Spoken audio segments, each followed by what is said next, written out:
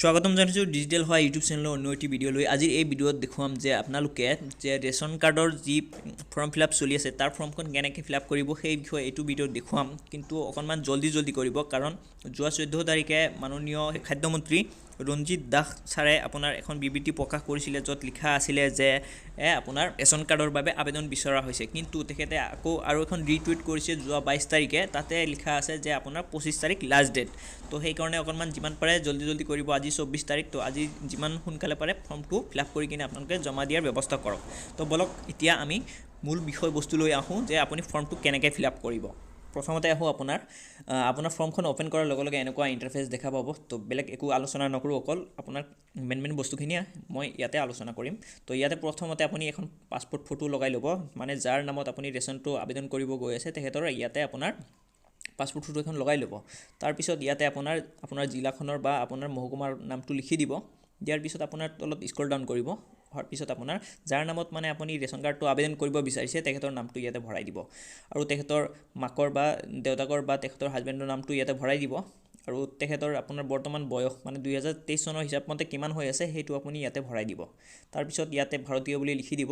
আৰু ইয়াতে আপোনাৰ গাঁও হয় নে ৱাৰ্ড হয় ইয়াতে লিখি দিব। লিখি দি কিনে আপোনাৰ ইয়াতে আপোনাৰ গাঁওখনৰ নামটো ইয়াতে লিখি দিব। তাৰপিছত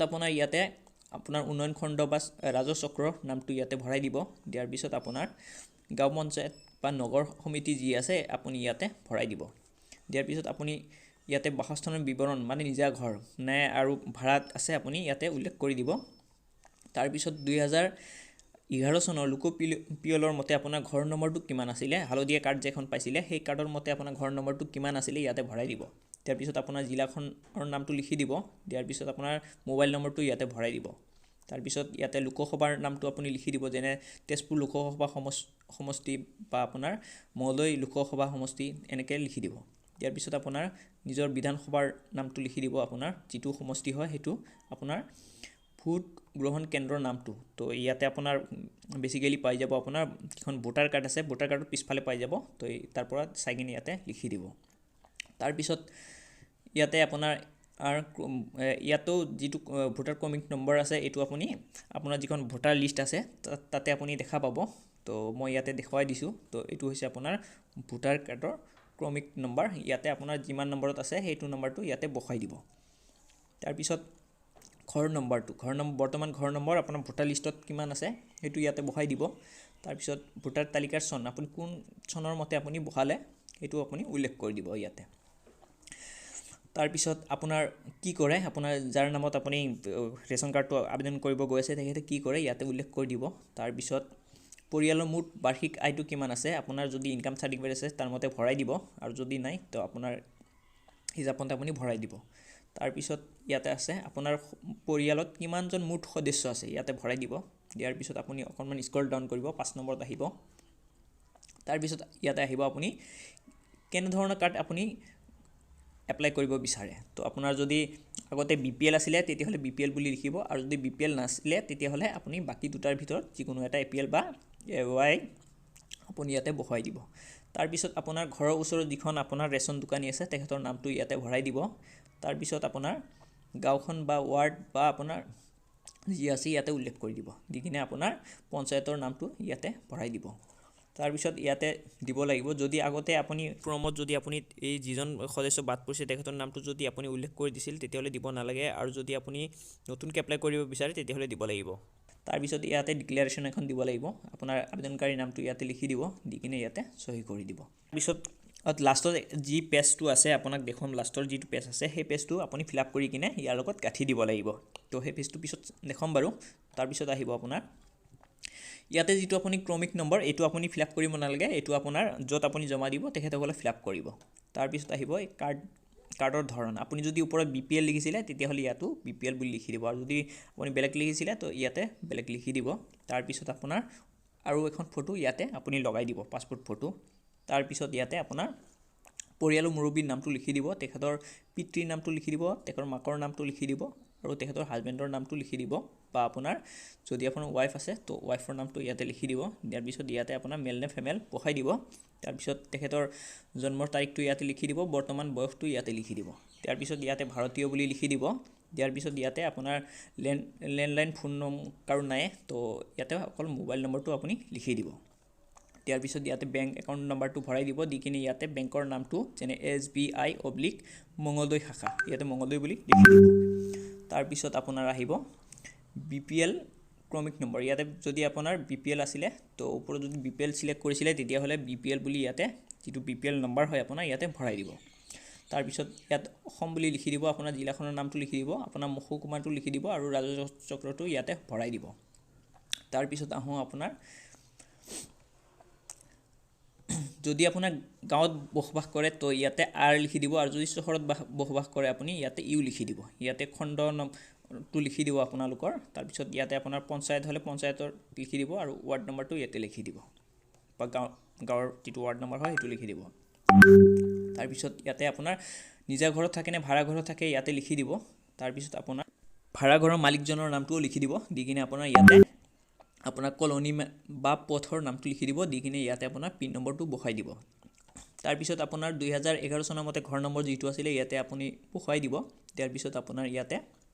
লোকসভা সমষ্টিৰ নাম লিখি দিব বিধানসভাৰ সমষ্টিৰ নাম লিখি দিব ইয়াতে ভোটাৰ তালিকাৰ বছৰটো লিখি দিব আপুনি কোন চনৰ মতে বহালে হেতু লিখি দিব দিয়াৰ পিছত ইয়াতে আহিব আপোনাৰ যেটো ভোটাৰ কাৰ্ড আছে তাৰ পিছফালে হিচাপ মতে আপোনাৰ যি নম্বৰ আছে ইয়াতে বহাই দিব তাৰ পিছত ভোটাৰ কাৰ্ডতে পাই যাব আপোনাৰ এটো ভোট গ্ৰহণ কেন্দ্ৰৰ নামটোও পাই যাব তাৰ পিছত আপোনাৰ ভোট গ্ৰহণ ক্ৰমিক নংটো কিমান আছে এটো আপুনি আপোনাৰ ভোটাৰ লিষ্টৰ মতেহে লিখিব তাৰ পিছত ইয়াতে ঘৰ নম্বৰটো বহাই দিব দিয়াৰ পিছত ইয়াতে আপোনাৰ স্থায়ী ঠিকনা যদি একে আছে ইয়াতে টিক চিন মাৰি দিব এখিনি ফিলআপ কৰিব নালাগে আপোনাৰ আৰু যদি আপোনাৰ একে নাই তেতিয়া হলে আপুনি ফিলআপ কৰি দিব বৰ্তমানৰ যেটো আছে আপোনাৰ হেখিনি ফিলআপ কৰি দিব তাৰ পিছত ইয়াতে আছে আপোনাৰ গ্যাস এজেন্সি নাম আপোনাৰ ঘৰত যদি গ্যাস কানেকশন আছে ইয়াতে আপোনাৰ উল্লেখ কৰি দিব কৰপালো আছে LPG আছে নে ভাৰত গ্যাস আছে ইয়াতে উল্লেখ কৰি দিব তাৰ পিছত ইয়াতে আপোনাৰ গ্ৰাহক নম্বৰটো ইয়াতে লিখি দিব তাৰ পিছত ইয়াতে আহিব আপোনাৰ আপুনি জৰ পৰা ৰেশনটো লব বিচাৰি আছে ইয়াতে তেখেতৰ নামটো লিখি দিব তেখেতৰ যত আছে তাতে গাঁওখনৰ নামটো লিখি দিব দি কিনে আপোনাৰ গাঁও পঞ্চায়তৰ নামটো লিখি দিব তাৰ পিছত আপোনাৰ কাৰ দ্বাৰা পাব ইয়াতে আপোনাৰ তেখেতৰ নামটো উল্লেখ কৰি দিব তাৰ পিছত আপোনাৰ যি বস্তু বিচাৰা হৈছে ইয়াতে আছে না নাই ইয়াতে টিক চিন কৰি দিব বৰ্তমান ৰেশন কাৰ্ড যদি আছে ইয়াতে টিক চিন কৰি দিব আপোনাৰ পৰিয়ালৰ সদস্য সবিশেষ লাষ্টৰ যেটো ফৰ্ম আছে হেতুত আপুনি ফিলআপ কৰিছে নাই ইয়াতে আপুনি লিখি দিব যদি আপোনাৰ 10 বছৰৰ তলত যদি ল'ৰা ছোৱালী ঘৰত আছে তেতিয়া হলে ইয়াতে লিখি দিব তাৰ পিছত আছে আপোনাৰ পৰিয়াল পৰিচয় পত্ৰ বা ৰেশন কাৰ্ডৰ আবেদনৰ ক্ষেত্ৰত প্ৰযোজ্য মানে আপোনাৰ নতুন যিখিনি আছে হেখিনি কাৰণে লাগিব ইয়াতে আবেদনকাৰী জন্মস্থানৰ বিশেষ ইয়াতে লিখি দিব ক'ত জন্ম হৈছিল হেখিনি আপোনাৰ ইয়াতে ভৰাই দিব আপুনি যি আছে হেখিনি ভৰাই দিব দিয়াৰ পিছত আপোনাৰ কি হ'ব তলত গুছি আহিব তো আহি আপোনাৰ লাষ্টত যেটো ফৰ্ম আছে হেতু আপুনি ফৰ্মটো ফিলআপ কৰিছে না ইয়াতে লিখি দিব দিয়াৰ পিছত আপোনাৰ 10 বছৰ তলত থাকিলে হেতু লিখি দিব সেম একে মানে ওপৰটো আছিল আপোনাৰ যদি পুৰণা ৰেশন কাৰ্ড আছে তেখেতসকলৰ কাৰণে আৰু তলত আছে নতুনকে যদি আপুনি এপ্লাই কৰিব বিচাৰে তেখেতসকলৰ কাৰণে তাৰ পিছত আপুনি যদি কৰ আদায় দিয়ে তো ইয়াতে লিখি দিব আৰু যদি আপুনি আগতে কবাত যদি ৰেশন গ্ৰহণ কৰিছিল তাত যদি আপুনি সাৰেন্ডাৰ কৰিছে তো সাৰেন্ডাৰ কপিটো জমা দিছে নাই ইয়াতে লিখি দিব তাৰ পিছত আপোনাৰ প্ৰমাণ পত্ৰৰ কাৰণে ভোটাৰ কাৰ্ড বা আপোনাৰ আধাৰ কাৰ্ডটো জমা দি দিব লগতে আপোনাৰ তাৰ পিছত আৰু এখন আছে ডিক্লেৰেচন আপোনাৰ নামটো ইয়াতে ধুনিয়াকৈ লিখি দিব দিয়াৰ পিছত আপোনাৰ ইয়াতে সহি এখন কৰি দিব তাৰ পিছত এইটো পেজত গুছি আহিব অহাৰ পিছত ইয়াতে আপোনাৰ মুৰব্বী যিজন মানে হেড আপোনাৰ ফ্যামিলি তেখেতৰ নামটো ইয়াতে ভৰাই দিব তিকিনে তেখেতৰ ফটো এখন ইয়াতে লগাই দিব দিয়াৰ পিছত ইয়াতে আপোনাৰ যদি পুৰণা ৰেশন কাৰ্ড আছিল তেতিয়া হলে সেই ৰেশন কাৰ্ডৰ নম্বৰটো ইয়াতে লিখি দিব তিকিনে আপোনাৰ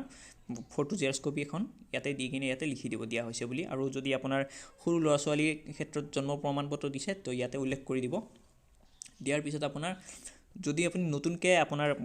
ৰেশন কাৰ্ড এপ্লাই কৰিব গৈছে তেতিয়া হলে আপোনাৰ এইখিনি বস্তু লাগিব তো এইখিনি বস্তু দিছে নাই ইয়াতে এইবিলাক ঘৰত আপুনি উল্লেখ কৰি দিব তাৰ পিছত আপোনাৰ যত জমা দিব তো জমা দিয়াৰ পিছত আপোনাক এখন ৰচিদ দিয়া হ'ব তো এইখন মানে আপোনাক কাটি দিয়া হ'ব এইখিনি আপোনাৰ তো ইয়াতে আপোনাৰ কিবা এটা নম্বৰ লিখি দিব আৰু কোন তাৰিখে আপুনি জমা দিয়া তাৰিখটো লিখি দিব আৰু যোনে জমা ল'ব তেখেতৰ ইয়াতে সিল আৰু সহিটো কৰি দিব তাৰ পিছত আহো মেইন পেজলৈ তো আপোনাৰ এটো হৈছে আপোনাৰ সি ফৰ্ম মানে ইয়াতে আপোনাৰ সি ফৰ্ম 1 তো এটো আপুনি ফিলআপ কৰিব লাগিব তো কেনেকৈ ফিলআপ কৰিব লাগে সেই বিষয়ে তে দেখাম ইয়াতে আপোনাক কাৰ্ডৰ ধৰণটো লিখি দিব মানে ওপৰত যিটো লিখিছে হুবহু লিখিব ইয়াতে মানে সেম লিখিব আৰু যদি আপোনাৰ মানে পুৰণা কাৰ্ড আছে তেতিয়াহ'লে আপুনি এইটো ঘৰত লিখি দিব আৰু যদি নতুনকৈ আবেদন কৰিব বিচাৰিছে এইটো ঘৰত টিক চিন কৰি দিব আৰু এইখিনি ফিল আপ কৰিব নালাগে নতুন হ'লে তাৰপিছত আহোঁ আপোনাৰ মানে যাৰ নাম আপুনি কাৰ্ডত অন্তৰ্ভুক্ত কৰিব বিচাৰিছে তেখেতসকলৰ ফটোবিলাক এইটো ঘৰত বহুৱাই দিব মানে 2 নম্বৰ ঘৰটোত বহুৱাই দিব আৰু 3 নম্বৰ ঘৰটোত আপোনাৰ তেখেতসকলৰ নাম যিমান সদস্যৰ নামটো আপুনি ভৰ্তি কৰিব বিচাৰে তো সকলোৰে নামটো এইটো ঘৰত লিখি দিব দিয়াৰ পিছত তেখেতসকলে পুৰুষ নে মহিলা এইটো ঘৰত লিখি দিব তেখেতৰ জন্মৰ তাৰিখবিলাক ইয়াত এইটো ঘৰত উল্লেখ কৰি দিব তেখেতৰ বৰ্তমান বয়স এইটো 6 নম্বৰ ঘৰত আপোনালোকে উল্লেখ কৰি দিব তাৰপিছত আপোনাৰ 7 নম্বৰ ঘৰটোত আপোনাৰ তেখেতৰ ভোটাৰ লিষ্টৰ মতে কিমান নম্বৰ আছে তো নম্বৰখিনি ইয়াতে বহাই দিব তেখেতৰ পিতৃ মাতৃৰ নাম 8 আৰু 9 নম্বৰ ঘৰত বহাই দিব দিয়াৰ পিছত আপোনাৰ যদি বিবাহিত তেতিয়াহ'লে স্ত্ৰী বা আপোনাৰ হাজবেণ্ডৰ নামটো ইয়াতে লিখি দিব 10 নম্বৰ ঘৰত তাৰপিছত 11 নম্বৰ ঘৰটোত আপোনাৰ মানে যিজনৰ নামত আপুনি ৰেচন কাৰ্ডটো আবেদন কৰিব গৈছে তেখেতসকলৰ লগত আপোনাৰ সদস্যসকলৰ সম্বন্ধ কি ইয়াতে আপুনি উল্লেখ কৰি দিব দিয়াৰ পিছত আপোনাৰ 12 নম্বৰ ঘৰটোত জাতীয়তা ভাৰতীয় বুলি লিখি দিব দিয়াৰ পিছত আপোনাৰ 13 নম্বৰত আপুনি কি কৰিব তেখেতে সামগ্ৰী পোৱাৰ উপযুক্ত হয় নে নহয় সেইটো আপুনি উল্লেখ কৰি দিব তাৰপিছত তলত আহি আপোনালোকৰ পৰিয়ালৰ সম্পূৰ্ণ ফটো ইয়াতে লগাই দি কিনে আপোনাৰ ইয়াতে পৰিয়ালৰ মুৰব্বীজনৰ ইয়াতে নামটো লিখি দিব ফৰ্মটো আপোনাৰ ফিল আপ হৈ যাব তেতিয়া আপুনি কি কৰিব আপোনাৰ ঘৰৰ ওচৰত য'ত আপোনাৰ ৰেচনৰ সামগ্ৰী দিয়ে তাতে আপোনাৰ ফৰ্মটো আপুনি জমা দি দিব আৰু লগতে আপুনি এই ফৰ্মটো পাবলৈ হ'লে মোৰ এখন ডিছক্ৰিপশ্যন বক্সত এখন হোৱাটছএপ লিংক দিয়া আছে তাতে গৈ আপুনি জইন হৈ আপুনি ফৰ্মটো ল'ব পাৰে যদি ভিডিঅ'টো ভাল লাগিছে লাইক কৰিব শ্বেয়াৰ কৰিব আৰু কমেণ্ট কৰি জনাব আৰু চেনেলটো ছাবস্ক্ৰাইব কৰিবলৈ নাপাহৰিব আকৌ লগ পাম পৰৱৰ্তী ভিডিঅ'ত ধন্যবাদ